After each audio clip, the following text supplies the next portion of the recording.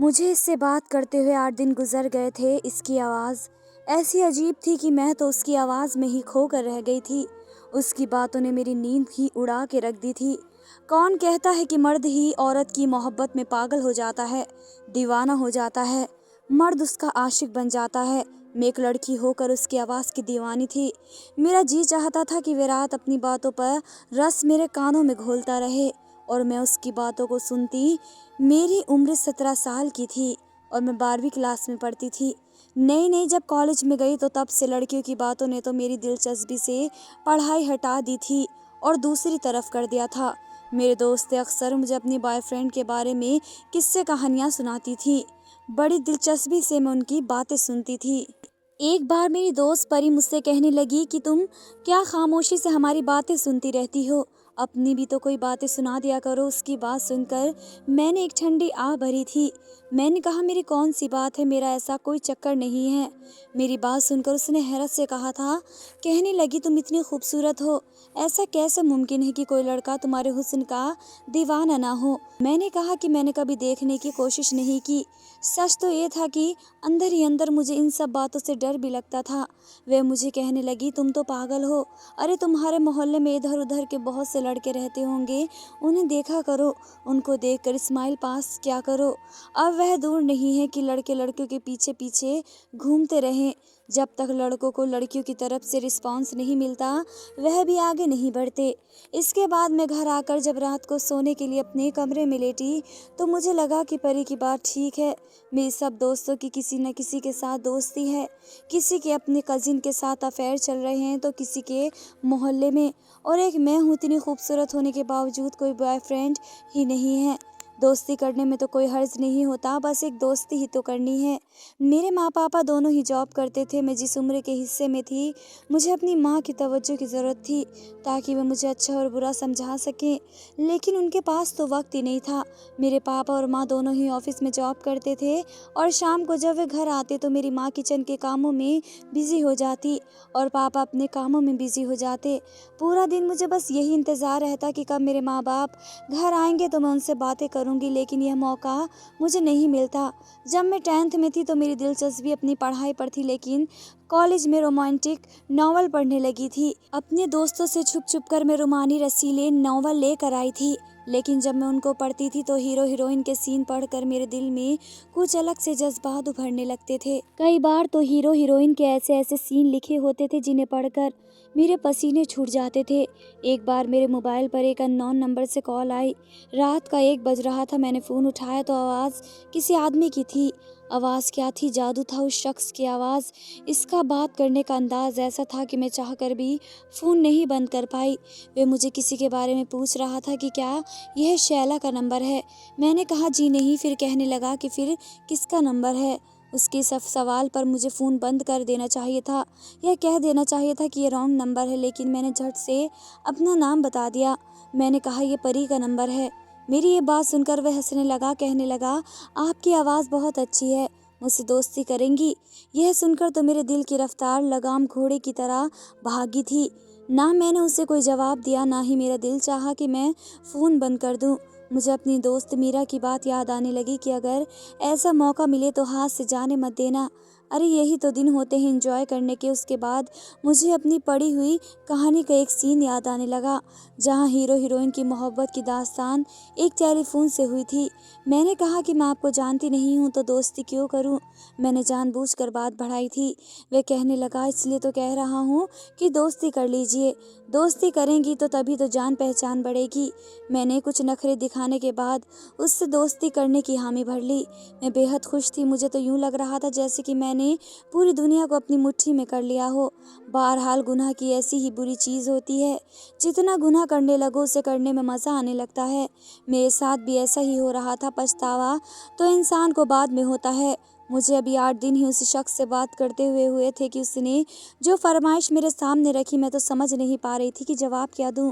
कहने लगा कि अपनी तस्वीर व्हाट्सएप करें, मैं तुम्हारे चेहरे को देखना चाहता हूँ। मुझे यकीन है कि जैसी तुम्हारी आवाज़ खूबसूरत है, तुम भी बहुत खूबसूरत होंगी। ये सुनकर मैं सोच में पड़ गई कि क्या करूं क्या ना करूं। मैंने सोचा कि मुझे मीरा से पूछना चाहिए। मैंने अगली रोज़ कॉलेज में झिझकते हुए मीरा को अपना हमराज बना लिया। मेरी बात सुनकर वे बेहद खुश थी। कहने लगी, तुमने बड़ा अच्छा काम किया है। अरे यही तो दिन होते हैं हवाओं में उड़ने के और मज़े करने के। कहने लगी कि तुम घबराओ मत और अपनी तस्वीर उसे भेज दो। मैंने कहा कि बस मुझे ये डर है कि मैं अपनी तस्वीर भेजना मैं समझ नहीं पा रही थी कि मुझे क्या करना चाहिए। मेरी माँ से मेरा दोस्ताना माहौल ना था कि अपनी हर बात उनको कह सकती हूँ। वह तो कुछ सुनती ही नहीं थी, ना कभी मेरे पास बैठती थी। जब भी मैं उनसे बात करने के लिए उनके पास बैठती तो वह अपने पर्स से ढेर सारे पैसे निकाल कर मुझे पकड़ा देती और कहती कि और ज़रूरत हो तो बता देना, अपनी पढ़ाई पर तवज्जो दो। उसके बाद वह अपने कमरे में चली जाती। मेरे माँ बाप बस खाने के दौरान ही मुझसे कुछ देर बात करते थे और वह भी ये कहकर कि तुम्हारी पढ़ाई कैसी चल रही है, सब ठीक है, पैसों की ज़रूरत हो तो मुझे बता देना। कभी कभी मैं सोचती थी कि शायद मेरी माँ की मुझसे बस यही रिश्ता है कि मुझे मेरी हर ज़रूरत की चीज़ मंगा सके और पूरी कर दे, लेकिन उनके पास मुझे देने के लिए वक्त नहीं था, मुझे अच्छा बुरा बताने के लिए वक्त ना था।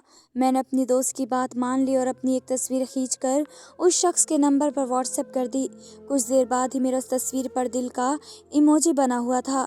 उसके बाद वे कहने लगा कि देखा, मुझे मालूम था कि तुम बेहद ही खूबसूरत हो।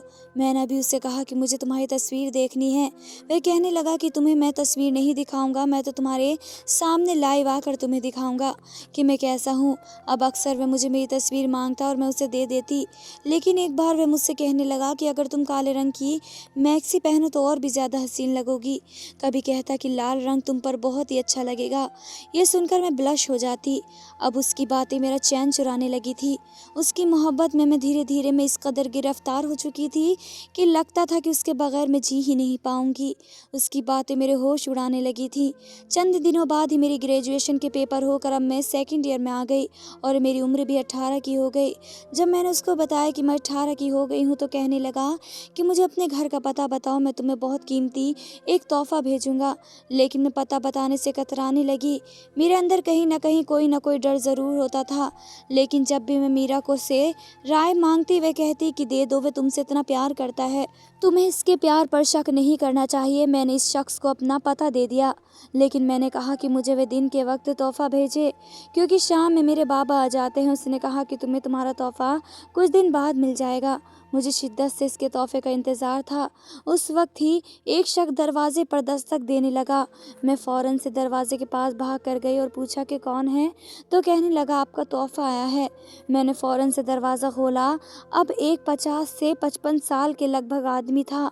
उसके हाथ में एक गिफ्ट था। मैंने वे गिफ्ट पकड़ लिया। वह आदमी मुझे ऐसी नज़रों से देख रहा था कि मैं नर्वस हो रही थी। मैंने नर्वस से उसकी तरफ देखा और दरवाज़ा बंद कर दिया। जब वह तोहफ़ा अपने कमरे में जाकर खोला तो मेरे होश उड़ के रह गए। वह एक खूबसूरत मैक्सी थी जो कि लाइट पिंक कलर की थी, लेकिन इसका गला आगे पीछे दोनों तरफ से काफ़ी गहरा था। मुझे वह मैक्सी तो बहुत पसंद आई, लेकिन मैं ये सोच रही थी कि मेरी माँ ने वह मैक्सी मेरी अलमारी में देख ली तो पूछेंगी कि इतनी फैंसी मैक्सी तुम्हारे पास कहाँ से आई। तो मैं क्या जवाब दूंगी। मैं भी यही सोच रही थी कि जब मेरे मोबाइल पर बेल बजने शुरू हो गई, देखा तो राहुल का नंबर था। इस लड़के का नाम राहुल था। मैंने फ़ौरन से मुस्कुराते हुए फ़ोन उठा लिया और कहने लगा तुम्हें तुम्हारा तोहफ़ा पसंद आया। मैंने कहा हाँ, तोहफ़ा बहुत पसंद आया। कहने लगा तो फिर तोहफ़ा देने वाले का हक भी अदा करो। मैं उसकी बात समझ नहीं पाई। वह कहने लगा कि मुझे तुम्हें इन कपड़ों में देखना है। ये सुनकर तो मैं घबरा गई। मैंने कहा तुम कैसे देख सकते हो। वो कहने लगा वीडियो कॉल पर देखो, इनकार मत करना वरना मैं तुमसे नाराज़ हो जाऊंगा। जैसे ही वीडियो कॉल की बेल बजी मेरा दिल ज़ोरों से धड़कने लगा। मैं बहुत ज़्यादा नर्वस थी, पहली बार जब इसे फ़ेस टू फेस देखना था। दिल में तो मेरे भी बहुत बेचैनी थी कि मैं भी उसे देखूंगी, वे कैसा है। मैंने अपना दिल थामा और वीडियो कॉल रिसीव कर ली। लेकिन ये क्या, सामने बिल्कुल अंधेरा था, कुछ भी दिखाई नहीं दे रहा था सिवाय दो अंधेरे कि शायद कमरे की लाइट बंद थी। मैंने कहा कि अंधेरा क्यों है, तो कहने लगा कि मैं तुम्हें अभी अपने आप को दिखाना नहीं चाहता, लेकिन बहुत जल्द ही दिखाऊंगा। वे मेरी तारीफ करने लगा। कहने लगा मैंने जितना भी ख्याल सोचे थे तुम्हारे बारे में कि तुम कपड़ों में ऐसी लगोगी, तुम वैसी ही लग रही हो, लेकिन मेरे सारे ख्याल तुम्हारे हुस्न के सामने कुछ नहीं है। मैं ये सुनकर शर्मा गई। वह फिर कहने लगा अपना दुपट्टा उतारो, मुझे तुम्हें बिना दुपट्टे के देखना है। ये सुनकर मेरा दिल धक से रह गया। मैंने इनकार कर दिया। वे कहने लगा आज तुम्हारी नहीं सुनूंगा, बस वह करो जो मैं कह रहा हूँ, वरना तुमसे नाराज़ हो जाऊंगा तो मैं कभी भी फ़ोन नहीं करूँगा। तुमसे बहुत दूर चला जाऊंगा। मैं इसकी नाराज़गी बर्दाश्त नहीं कर सकती थी, इसलिए मैंने अपना दुपट्टा उतार दिया। उसके बाद वह मुझसे जो जो कहता रहा मैं वही करने लगी। बाहर दरवाजे की दस्तक पर मैं बुरी तरह से घबरा रही थी। मैंने फ़ौरन से फ़ोन काट दिया और अपने कपड़े जल्दी से बदल लिए और बाहर चली गई। बाहर मेरे माँ बाप ऑफिस से वापस आए थे। मैं कुछ घबरा सी गई थी। मुझे घबराए हुआ देखकर वे कहने लगे, तुम्हें क्या हुआ है, इतनी परेशान क्यों लग रही हो? मैंने नहीं में सर हिला दिया और कहा कि नहीं, मैं बिल्कुल ठीक हूँ। यूं ही बात टाल दी। उन दिनों मेरी माँ ने मुझे कहा, तुम्हें किसी के घर दावत में जाना है, तैयार हो जाओ। काफ़ी शानदार दावत का इंतज़ाम था, जहाँ मैं अपने माँ बाप के साथ शायद पहली बार ही गई थी, वरना वह लोग अकेले ही जाते थे, कभी मुझे अपने साथ नहीं लेकर गए थे। काफ़ी अच्छी तरह दावतें होती हैं, लेकिन कुछ दिन बाद मेरी माँ ने कुछ मुझसे कहा तो मैं हक्का बक्का होकर उनको देखती रह गई। कहने लगी कि दावत पर मौजूद मेरे बाबा के एक दोस्त ने मुझे अपने बेटे के लिए पसंद कर लिया है और मेरी माँ बहुत जल्द मेरी मंगनी उससे कर देंगी। यह सुनना था कि मैं रोने लगी। मैंने कहा कि मुझे शादी नहीं करनी। मेरी माँ कहने लगी, क्यों नहीं करनी? देखो, हम तुम्हारी शादी अभी नहीं करेंगे जब तक कि तुम्हारी पढ़ाई पूरी ना हो जाए, लेकिन रिश्ता तुम्हारा यही होगा जहाँ हम चाहते हैं। वे लोग बहुत अमीर हैं और बहुत ही अच्छी ज़िंदगी गुजारोगी। लेकिन इस वक्त शायद बात मेरे बस से बाहर निकल चुकी थी। मैं तो इस आदमी की मोहब्बत में पागल हो चुकी थी। मैंने कहा, मैं किसी और को पसंद करती हूँ, इसी से शादी करूँगी। ये सुनकर तो मेरे पापा आपे से बाहर हो गए, मुझे थप्पड़ मारा और मेरी माँ से कहने लगे, हम इसके लिए दिन रात मेहनत कर रहे हैं और ये ना जाने किन मोहल्ले के आवारा लड़कों से इश्क करती फिर रही है। मेरी माँ भी मुझे बुरा भला कहने लगी, लेकिन मैं रोते हुए यही कहती रही कि मैं इसके अलावा किसी से भी शादी नहीं करूँगी। मेरी माँ मुझे बाजू से पकड़कर मेरे कमरे में ले गई और मुझे कमरे में बंद कर दिया और कमरा बाहर से लॉक कर दिया। जैसे ही रात को राहुल का फ़ोन आया, मैंने सारी बातें से बता दी। ये सुनकर राहुल कहने लगा, मैं तुमसे शादी करना चाहता हूँ। ये सुनकर मैं परेशान हो गई। मैंने कहा, राहुल, ये कैसे मुमकिन हो सकता है? मेरे माँ बाबा नहीं मानेंगे। वे कहने लगा, मैं कल ही तुमसे शादी कर लूँगा, वह भी फ़ोन पर। यही वकील बुला लूँगा। मैंने कहा, ऐसा कैसे हो सकता है? मुझे कमरे में लॉक कर दिया गया है, मैं घर से भाग नहीं सकती। वे कहने लगा, फ़ोन पर ही मैं तुमसे शादी करूँगा, ऐसे भी शादी हो जाती है। मुझे तो ऐसी बात का भी नहीं पता था, इसलिए मुझे यही हाल नज़र आया। क्यों, ऐसे तो मेरे माँ बाप कभी ना मानते। अगले दिन वीडियो कॉल पर ही मेरी राहुल से शादी हो गई, लेकिन इसे मैंने अभी नहीं देखा था। सिर्फ वकील ही मुझे नज़र आया था, जिसके सामने मैंने अपनी शादी को कबूल किया था। शादी होते ही फ़ोन कट चुका था। रात को जब कॉल आई तो राहुल कहने लगा कि तुम अपने माँ बाप से झगड़ा ख़त्म कर लो, कह दो कि तुम्हें रिश्ते से कोई एतराज़ नहीं है, ताकि तुम्हारी कैद ख़त्म हो जाए। मुझे भी राहुल की बात ठीक लगी। मैंने यही किया। अगले दिन अपनी माँ से कह दिया कि मुझे उनके लिए रिश्ते पर कोई एतराज़ नहीं है। मेरी माँ ये सुनकर खुश हो गई। मुझे गले से लगा कर कहने लगी कि जो फ़ैसला हम तुम्हारे लिए कर रहे हैं वह तुम्हारे लिए बहुत अच्छा होगा बेटा, बाद में तुम खुद यही कहोगी। मैंने जो कदम उठाना था वह मैं उठा चुकी थी। कुछ दिन में मेरे बाबा के दोस्त और उनकी बीवी आकर मुझे अपने बेटे के नाम की अंगूठी पहना कर चले गए। मेरे माँ बाप मेरी तरफ से दोबारा से बेफिक्र हो गए। एक दिन ऑफिस गए थे कि उनके पीछे एक डिलीवरी वाला आ गया। मैं जानती थी इस डिलीवरी वाले के हाथ में मेरी शादी के पेपर्स हैं, जिसे हर हाल में मुझे साइन करके इस आदमी को वापस देने थे। मैंने साइन कर दिए। कहने लगे, आपको अपनी कोई आईडी का नंबर भी बताना पड़ेगा। मैंने अपनी आईडी का नंबर भी बता दिया। एक दिन पहले ही मेरा आईडी कार्ड बनकर मुझे मिला था। मैं अपना आईडी कार्ड को देखकर नंबर बता रही थी। कहने लगा, मुझे इसकी तस्वीर चाहिए होगी, इसे अपने मोबाइल से मेरे व्हाट्सएप पर सेंड कर दीजिए। मैंने एक तस्वीर खींची और फिर उसके व्हाट्सएप पर सेंड कर दी और वह सारी चीज़ों को लेकर वापस चला गया। सारे मामले तय हो चुके थे। कुछ दिन बाद ही मुझ पर कयामत टूट पड़ी। जब रात के वक्त हम खाना खा रहे थे तो दरवाजे पर दस्तक हुई। मेरे बाबा ने दरवाज़ा खोला तो एक 50 साल का आदमी सामने खड़ा था। कहने लगा, मेरी बीवी को मेरे हवाले कर दो। ये सुनकर मेरे बाबा इससे बहस करने लगे। शोर सुनकर मैं और माँ भी बाहर आ गए। मैंने पहले इस आदमी को नहीं देखा था। वह कहने लगा, मेरी आपकी बेटी से शादी हुई है। इसकी आवाज़ सुनकर तो मैं सांस लेना भूल गई। वह राहुल की आवाज़ थी। तो क्या राहुल एक 50 साल का आदमी था? इस सोच ने मुझे जागने पर मजबूर किया था। इसने वह शादी और वह वीडियो भी दिखा दी जिसमें मैंने शादी को स्वीकार किया था। मेरे माँ बाप तो रोने लगे। मैं पत्थर की मूरत बनी सबकी शक्ल देख रही थी। मेरे साथ तो बहुत बड़ा धोखा हुआ था, लेकिन ये सब मैंने अपनी बेवकूफ़ी में किया था, इसलिए इनकार नहीं कर सकती थी। मेरे माँ बाप कहने लगे, दफ़ा हो जाओ इस आदमी के साथ और दोबारा कभी अपनी शक्ल मत दिखाना।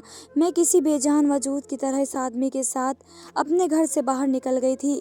बाहर गाड़ी खड़ी थी। इसने फ्रंट सीट पर उसने मुझे बैठने के लिए कहा। तो यही थी वह मोहब्बत जिसके खातिर मैंने अपने माँ बाप का भी दिल दुखाया था। ये था वह शख्स जिसके खातिर मैंने अपनी हस्ती बस्ती इज्जतदार ज़िंदगी को ठोकर मार दी थी। मैं तो शायद इसकी बेटी से भी कम उम्र की होंगी। मैं ये भी नहीं जानती थी कि यह आदमी शादीशुदा है या बिना शादीशुदा। जो इसकी उम्र थी लेकिन शादीशुदा होगा, मेरी इसके घर में क्या अहमियत हो सकती है? कुछ भी तो नहीं। पूरा रास्ता खामोशी से कटा था। गाड़ी इसके घर के सामने खड़ी हुई तो इसके साथ ही घर में दाखिल हुई थी। पूरा घर खाली था। मुझे कमरे में ले गया। आज इसने मुंह से मुझे अपनी तारीफ बुरी लग रही थी, लेकिन मैं चुप थी। अजीब बात यह थी कि उसने मेरी तारीफ तो बहुत की, लेकिन मुझसे कोई भी रिश्ता नहीं बनाया। वह मुझसे दूर ही रहता था। 1 महीना लगा था, लेकिन मैंने अपने दिल को समझा लिया कि वह आदमी एक बार भी मेरे करीब नहीं आया था। बहरहाल मैंने मोहब्बत उसी के साथ की थी। शादी भी हो चुकी थी, अपना घर भी मैं छोड़ चुकी थी। इसलिए चाहती थी कि मैं भी वैसी ज़िंदगी गुजारूं जैसे सब लड़कियां शादी के बाद गुजारती हैं। लेकिन वह आदमी मेरे करीब नहीं आता था, बस मुझसे मोहब्बत भरी बातें ही करता था। एक बार वह हुआ जिसने मेरे होश उड़ा के रख दिए। 1 महीने से मैं राहुल के साथ इसके घर में रह रही थी, लेकिन आज तक कोई नहीं आया था। लेकिन एक रात उसका भतीजा उससे मिलने आ गया। मैं उस वक्त किचन में थी, खाना बना रही थी। राहुल ने दरवाज़ा खोला तो 20 साल का नौजवान घर में दाखिल हुआ और राहुल के साथ गले लगा और रोने लगा। कहने लगा, उसने मेरे साथ बेवफाई कर दी। चाचा, मैंने इसे दिलो जान से चाहा था, इसके घर रिश्ता भी भेजा था, लेकिन ना जाने वे किसकी बात कर रहा था। मैं किचन से बाहर आई तो राहुल की मेरी तरफ पीठ थी। उसका भतीजा उसके गले लगा हुआ था जो मेरे सामने था। जैसे ही उसकी नज़र मुझ पर पड़ी तो कहने लगा, तुम यहाँ? मैं उसे देखने लगी। वह राहुल से पीछे हटकर मुझे हैरत से देखने लगा। राहुल कहने लगे, ये मेरी बीवी है। ये सुनकर वह और राहुल गौर से देखने लगा। कहने लगा, आपकी बीवी? राहुल उसे अपने कमरे में ले गए। मैं समझ नहीं पा रही थी कि आखिर वह नौजवान मुझे कैसे जानता था। मैंने तो पहली बार इस नौजवान को देखा था। राहुल के कमरे से इतनी तेज़ बातों की आवाज़ आ रही थी, मैं फ़ौरन से इसके कमरे के पास चली गई। जो बातें मैंने सुनी मेरे होश उड़ गए। वह राहुल से कहने लगा, चाचा, ये वह है जिससे मैं मोहब्बत करता था। आप कैसे इससे शादी कर सकते हैं? मैंने ही इससे फ़ोन पर बात की थी, दोस्ती की थी। आप मेरी इस मोहब्बत से वाकिफ़ भी थे, फिर क्यों आपने ऐसा किया? यह कहकर वे रोने लगे। राहुल कहने लगे, जब तुमने मेरे हाथ इस लड़की को गिफ्ट देने भेजा था, इसे देखकर मैं अपने होश खो बैठा था। इसलिए बेईमानी से मैंने तुम्हारे मोबाइल से तुम्हारी सिम निकाल ली। इस लड़की का नंबर मुझे एकदम मिल गया था और तुम्हें इसका नंबर याद न था। इसलिए वीडियो कॉल पर जब मैंने इस लड़की का हुस्न देखा तो सोचा कि तुम तो जवान हो, तुम्हें तो कोई भी लड़की मिल जाएगी, लेकिन मुझे ऐसी लड़की नहीं मिल सकती है। तुम्हारी और मेरी आवाज़ भी मिलती थी, इसलिए तुम्हारा अधूरा इश्क मैंने शुरू कर दिया। मुझे लगा तुम इस लड़की को कुछ दिन में भूल जाओगे, लेकिन जब मुझे ये पता चला कि इस लड़की का बाप तुम्हारे बाबा का दोस्त है और तुम्हारा रिश्ता इससे तय कर चुका है, तो मैं परेशान हो गया। इसलिए चुपके से इस लड़की से शादी कर ली। लेकिन क्योंकि मैं नामर्द हूँ, बीवी के काबिल नहीं हूँ, इसलिए इसकी ख्वाहिश तो पूरी नहीं कर सकता। लेकिन वह मुझसे मोहब्बत करती है, इसलिए मेरी मोहब्बत के सहारे ज़िंदगी गुजार लेगी। लेकिन तुम वापस चले जाओ और दोबारा यहाँ मत आना, वरना मेरी ज़िंदगी बर्बाद हो जाएगी। मैं आज तक तुम लोगों की खातिर बड़ी कुर्बानियाँ देता आ रहा हूँ। आज तुमसे अपनी ज़िंदगी की खुशी मांग रहा हूँ, इनकार मत करना। राहुल इसके सामने हाथ जोड़कर रोकर मिन्नतें कर रहा था और मैं यूं थी कि मुझे लग रहा था जैसे मैं कोई खिलौना थी जिसे चाचा भतीजा ने मिलकर खेल खेला था। मुझे खुद पर अफसोस होने लगा। मेरे बाबा ने मेरे लिए अच्छा सोचा था। मैं ये सब सोचने लगी कि काश मेरी माँ मुझे अच्छे बुरे के बारे में समझाती। मैं अपने कमरे में आकर फूट फूट कर रोने लगी। मेरी ज़िंदगी बर्बाद होकर रह गई थी। मेरी उन लड़कियों से गुजारिश है जो प्यार को ही सब कुछ समझ बैठती हैं, माँ पापा को कुछ नहीं समझती। माँ बाबा की खुशी में खुश रहना चाहिए। धन्यवाद दोस्तों।